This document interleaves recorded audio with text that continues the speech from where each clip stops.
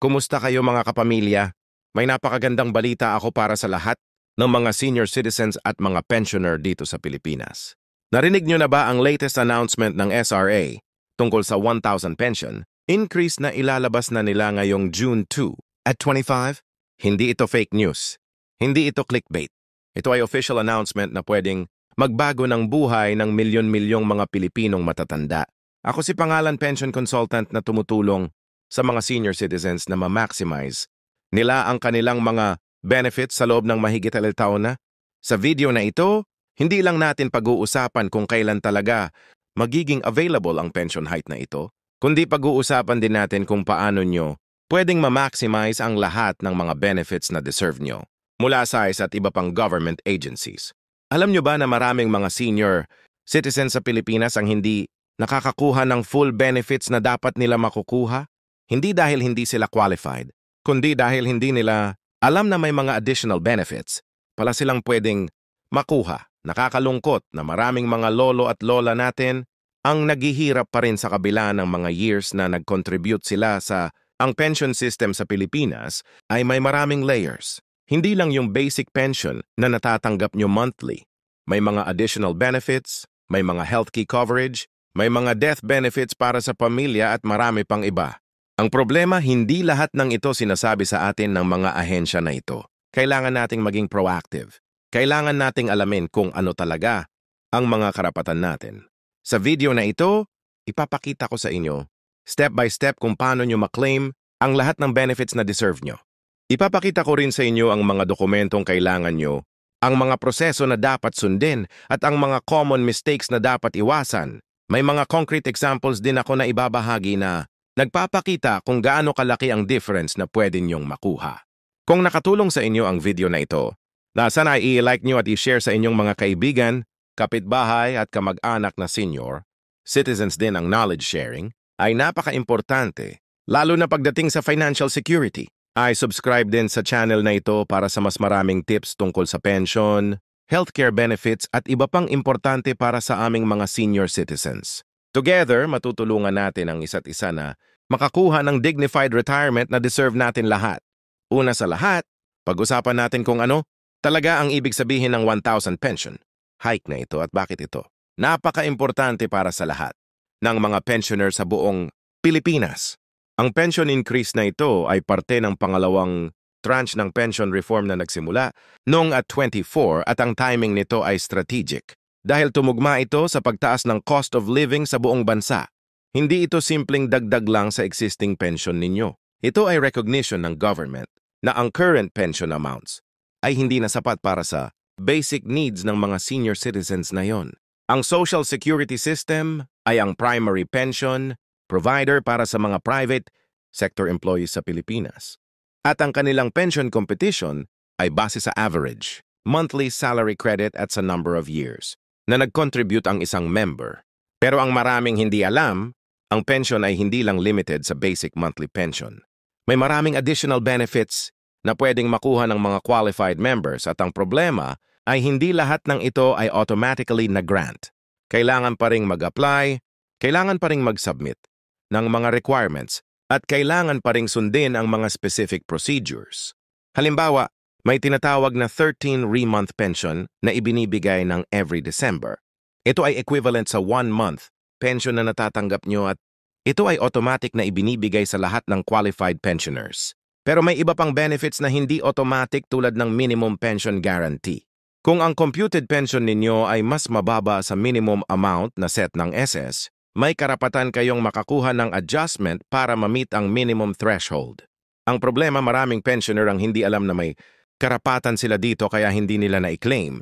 Isa pang malaking advantage ng membership ay ang healthcare benefits through PhilHealth.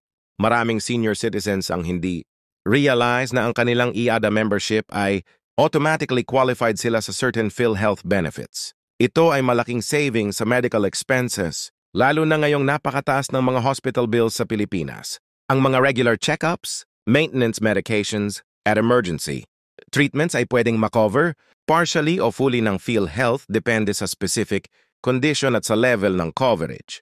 Pag-usapan din natin ang GS para sa mga dating government employees, ang Government Service Insurance System. ay may iba't ibang pension scheme compared sa RS at usually mas mataas ang benefits na makukuha dito. Pero tulad ng Miss S, maraming G-pensioner ang hindi fully aware sa lahat ng benefits na available sa kanila. May mga additional allowances, may mga healthcare benefits, may mga educational assistance para sa mga dependents at marami pang iba na hindi commonly known. Ang isang malaking misconception na nakikita ko sa mga senior citizens ay ang pag-think na ang pension ay fixed amount na hindi na pwedeng madagdagan. Mali ito. Ang pension system sa Pilipinas ay designed to be responsive sa changing economic conditions at may mga mechanisms na in place para sa regular adjustments. Ang mga pension increases tulad ng 1,000 hike na ito ay parte ng regular review process na ginagawa ng mga government agencies para ma-ensure na ang pension amounts ay nakaalin sa current cost of living. Pero hindi lang sa government pension tayo dependent. Maraming mga senior citizens ang may mga private retirement funds, may mga insurance policies, may mga investment accounts na nag-accumulate through the years. Ang secret ay yung proper coordination ng lahat ng ito para ma-maximize ang total retirement income. Hindi ito competition between different sources of income. Ito ay collaboration para ma-achieve ang comfortable retirement lifestyle. Ang isa sa mga biggest challenges na kinakaharap ng mga pensioner ngayon ay ang inflation. Ang 2,000 pension noong ay hindi nakatumbas ng 2,000 ngayon in terms of purchasing power. Kaya ang mga pension increases tulad nito ay hindi luxury. Ito ay necessity para ma-maintain ang standard of living ng mga senior citizens. Ang government ay aware dito at kaya may mga ongoing programs para sa regular pension adjustments. Gusto ko ring i-address ang concern ng maraming senior citizens tungkol sa sustainability ng pension system. Maraming naririnig natin na ang NYA at SIS ay may financial challenges at may mga takot na baka hindi masustain ang pension payments sa future. While legitimate ang mga concerns na ito, important din na ma-understand natin na ang mga government agencies na ito ay may contingency plans, may mga reform measures, at may mga backup systems para ma-ensure ang continuity ng pension payments. Ang modernization ng pension system ay isa sa mga priorities ng current administration. Ang digitalization ng processes, ang streamlining ng requirements, ang improvement ng customer service, lahat ng ito ay designed para gawing mas accessible at mas efficient ang pension services para sa mga senior citizens. Ang mga online applications, ang mobile apps, ang automated processing systems, lahat ng ito ay tumutulong para mas madaling ma-access ng mga pensioner ang kanilang benefits. Pero syempre, hindi lahat ng senior citizens ay comfortable sa technology. Kaya important din na may mga traditional channels pa rin na available. Ang mga RIARA branches, ang mga satellite offices, ang mga mobile service units. Lahat ng ito ay continuing na nag-operate para sa mga senior citizens na mas comfortable sa face-to-face transactions. Hindi naman kailangan na maging tech-V para ma-access ang mga pension benefits. May mga options para sa lahat. Isa pang importante aspect ay ang estate planning. Maraming senior citizens ang hindi nag-plan para sa kanilang beneficiaries in case of death. Ang ATIS ay may mga death benefits na available sa mga qualified beneficiaries. Pero kailangan properly documented ang mga beneficiaries para ma-avoid ang mga complications, later on ang mga funeral benefits, ang mga survivorship pensions, ang mga lump sum benefits. Lahat ng ito ay available pero kailangan proper documentation at preparation. Ang healthcare planning ay equally important. Ang PhilHealth benefits ay malaking tulong pero hindi ito comprehensive. Kaya maraming senior citizens ang nag-invest sa private health insurance para ma-supplement ang government coverage. Ang key ay yung proper balance between government benefits at private coverage para ma-achieve ang comprehensive health protection. Let me share sa inyo ang story ni Tita Rosa, isang 6.8-year-old retiree na nakakuha ng significant increase sa monthly income niya after discovering na may mga unclaimed benefits pala siya. Si Tita Rosa ay naging private school teacher for 35 years at akala niya ay yung basic laro, pension lang ang makukuha niya. Pero after proper assessment, na-discover namin na qualified pala siya sa teacher's pension, sa additional healthcare benefits at sa mga other allow na hindi niya alam na available. In total, naging almost double ang monthly income niya compared sa akala niyang makukuha niya lang. Ganito din si Kuya Pedro, isang dating government employee na nag-retire as a casual worker. Akala niya ay hindi siya qualified sa benefits dahil casual employee lang siya. Pero after checking, na-discover namin na nag-contribute pala siya sa for certain periods at qualified siya sa proportionate benefits.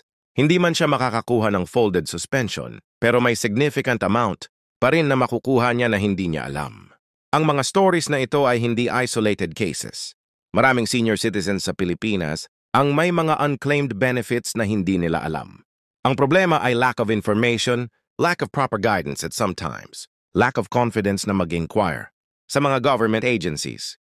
Pero ang mga benefits na ito ay karapatan nyo. Hindi ito charity. Hindi ito favor. Ito ay resulta ng mga contributions ninyo through the years. Ang pension system sa Pilipinas ay continuously evolving. Ang mga recent reforms, ang mga technology improvements, ang mga policy changes, lahat ng ito ay designed para gawing mas favorable sa mga pensioner ang overall system. Ang 1,000 increase na ito ay isa lang sa mga upcoming improvements. May mga pipeline pa na mga reforms na mas malaking impact pa sa pension amounts. Important din na ma-understand natin ang role ng family support sa retirement planning. Ang pension ay foundation ng retirement income pero hindi ito stand-alone solution. Ang family support, ang community involvement, ang part-time income opportunities, lahat ng ito ay pwedeng mag-contribute sa overall financial security ng mga senior citizens. Ang community programs ay malaking tulong din ng mga senior citizen discounts, ang mga free services para sa elderly, ang mga community health programs. Lahat ng ito ay additional savings na pwedeng ma-allocate sa other needs. Ang mga local government units ay may mga specific programs din para sa senior citizens na resident sa kanilang area. Sa pagtatapos ng discussion na ito, gusto kong i-emphasize na ang pension planning ay hindi nagtatapos sa pag-retire. Ito ay ongoing process na requires regular review, regular updates at regular adjustments depende sa changing circumstances. Ang 1,000 pension increase na ito ay good news pero hindi ito endpoint. Ito ay stepping stone towards better financial security para sa lahat ng mga senior citizens sa Pilipinas. Yes, salamat sa panonood.